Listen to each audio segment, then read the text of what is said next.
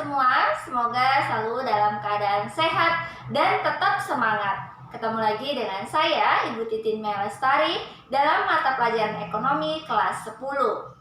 Tujuan pembelajaran selama dan setelah mengikuti pembelajaran ini, diharapkan Ananda dapat menguasai indikator kompetensi, menjelaskan pengertian, serta hukum, dan faktor-faktor yang mempengaruhi permintaan dan penawaran. Pernahkah kalian berpikir, mengapa harga semangkok bakso sekian rupiah? Atau, mengapa harga kuota internet sekian rupiah? Atau, mengapa tanaman hias saat ini memiliki harga yang terbilang fantastis? Dari mana ya datangnya harga itu? Nah, dari sekian banyak yang mempengaruhi harga, kita akan membahas salah satunya, yaitu permintaan dan penawaran. Permintaan adalah jumlah barang atau jasa yang diminta atau diinginkan oleh konsumen untuk dibeli pada tingkat harga tertentu. Sedangkan penawaran adalah jumlah barang atau jasa yang ditawarkan atau disediakan oleh penjual untuk dijual pada tingkat harga tertentu. Permintaan bersumber dari pembeli atau konsumen, sedangkan penawaran bersumber dari penjual atau produsen. Lalu, yang dimaksud dengan hukum permintaan dan penawaran itu apa ya? Berikut penjelasannya. Bunyi hukum permintaan adalah jika semakin tinggi harga barang atau jasa, maka akan semakin rendah jumlah barang atau jasa yang diminta oleh konsumen. Sebaliknya, jika semakin rendah harga barang atau jasa, maka akan semakin tinggi jumlah barang atau jasa yang diminta oleh konsumen. Sedangkan bunyi hukum penawaran adalah jika semakin tinggi harga suatu barang atau jasa, maka akan semakin tinggi pula jumlah barang atau jasa yang ditawarkan oleh penjual. Sebaliknya, jika semakin rendah harga suatu barang atau jasa, maka akan semakin rendah pula jumlah barang atau jasa yang ditawarkan oleh penjual. Agar lebih memahami, perhatikan ilustrasi video berikut ini. Misalnya Anda bayangkan diri Anda sebagai penjual susu murni. Dengan mempertimbangkan berbagai ongkos dan keuntungan yang ingin Anda peroleh, anggap saja Anda menjualnya dengan harga Rp5.000. Orang-orang mulai berdatangan membeli susu murni di kedai Anda. Dari anak sekolahan, ibu-ibu arisan, sampai bapak-bapak yang hobinya badminton.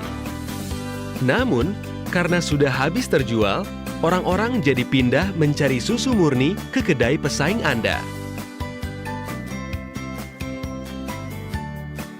Wah, ternyata pesaing Anda pasang harga di Rp6.000 dan masih laku juga.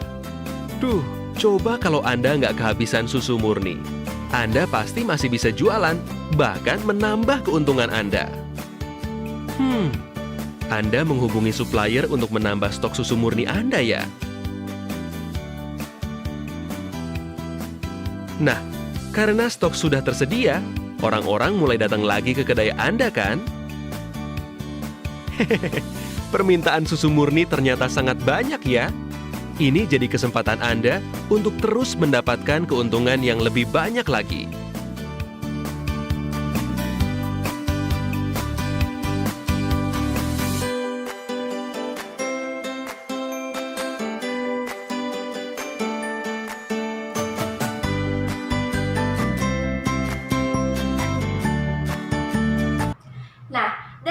Tersebut terbentuklah sebuah grafik yang menunjukkan harga dan jumlah susu murni yang ditawarkan penjual.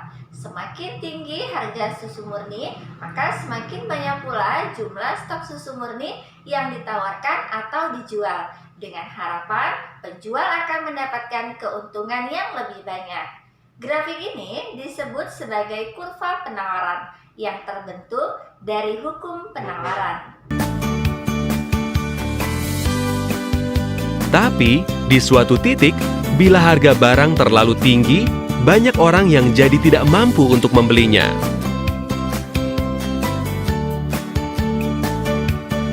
Dan dengan banyaknya jumlah persediaan barang yang ada, Anda malah jadi kelebihan stok. Lalu, apa yang akan Anda lakukan? Anda tidak akan berputus asa, bukan?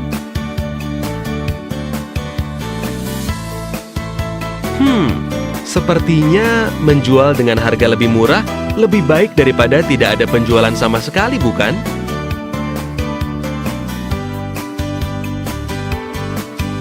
Wow, ternyata pesaing Anda juga terus menurunkan harga susu murninya ya. Karena penjualan Anda semakin banyak, persediaan susu murni Anda semakin sedikit.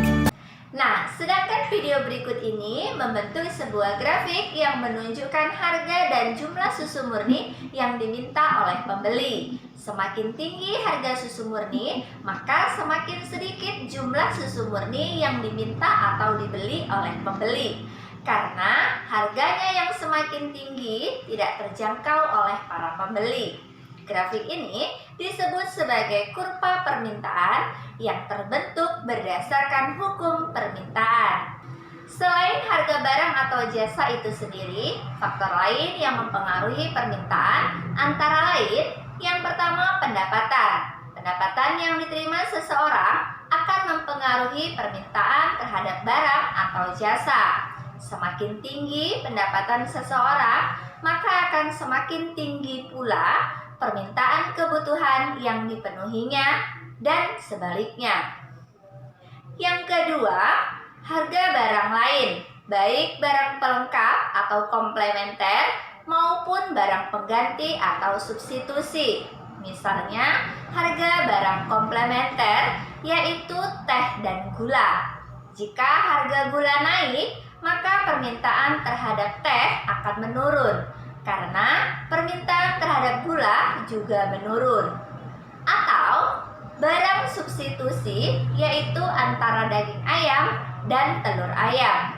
Jika harga daging ayam naik, maka permintaan terhadap telur ayam naik karena dianggap telur ayam dapat menggantikan daging ayam sebagai sumber protein. Yang ketiga, jumlah penduduk. Jika di suatu daerah memiliki jumlah penduduk yang padat, maka permintaan terhadap barang atau jasa akan tinggi untuk memenuhi kebutuhan penduduk di daerah tersebut. Yang keempat, promosi. Jika promosi diskon terhadap barang atau jasa dilakukan, maka yang terjadi adalah permintaan terhadap barang atau jasa tersebut akan naik. Contoh, harga minyak goreng didiskon dari harga normal Rp26.000 menjadi Rp23.000. Maka yang terjadi, konsumen akan membeli minyak goreng lebih dari 1 piece. Yang kelima, selera dan tren masyarakat. Selera setiap orang tentu berbeda, begitupun dengan tren yang diikutinya. Selera dan tren seringkali membuat seseorang bertindak irasional, yaitu membeli barang atau jasa yang diinginkan berapapun harganya asal sesuai dengan selera atau mengikuti trennya. Misalnya saja, seperti saat ini, selera dan tren tanaman hias yang sedang naik daun membuat seseorang rela membayar dengan harga tinggi untuk sebuah tanaman hias. Yang keenam, perkiraan harga di masa yang akan datang juga dapat mempengaruhi permintaan terhadap barang atau jasa. Misalnya, jika sudah diperkirakan bahwa harga BBM akan naik esok hari, maka pada hari ini permintaan BBM akan naik. Masyarakat akan berbondong-bondong mengantri membeli BBM. Begitupun dengan penawaran. Selain harga barang itu sendiri, terdapat faktor lain yang mempengaruhi penawaran. Antara lain, yang pertama biaya produksi. Seorang produsen tentu mengeluarkan biaya untuk memproduksi barang atau jasa. Jika biaya yang dikeluarkan tinggi, akan berpengaruh terhadap jumlah barang atau jasa yang ditawarkan, dengan tujuan mendapatkan keuntungan yang lebih banyak untuk menutupi biaya produksi yang dikeluarkan. Yang kedua, teknologi. Semakin canggih teknologi yang digunakan untuk memproduksi barang atau jasa, maka akan semakin banyak pula jumlah barang atau jasa yang ditawarkan kepada konsumen dan sebaliknya. Yang ketiga, pesaing. Semakin banyak pesaing yang menjual barang atau jasa yang sejenis, maka akan berpengaruh terhadap jumlah barang atau jasa yang ditawarkan. Yang keempat, ekspektasi produsen terhadap kondisi ekonomi. Jika kondisi perekonomian membaik, maka produsen akan menawarkan jumlah barang atau jasa dengan jumlah yang banyak, dengan harapan mendapatkan keuntungan. Sebaliknya, jika kondisi perekonomian memburuk, akan berpengaruh terhadap jumlah barang yang ditawarkan oleh produsen akan berkurang. Demikian pembahasan mengenai permintaan dan penawaran. Semoga video yang saya bagikan dapat membantu pembelajaran jarak jauh Ananda di rumah. Tetap selalu jaga kesehatan dan semangat belajar dimanapun dan kapanpun. Saya akhiri. Wassalamualaikum warahmatullahi wabarakatuh.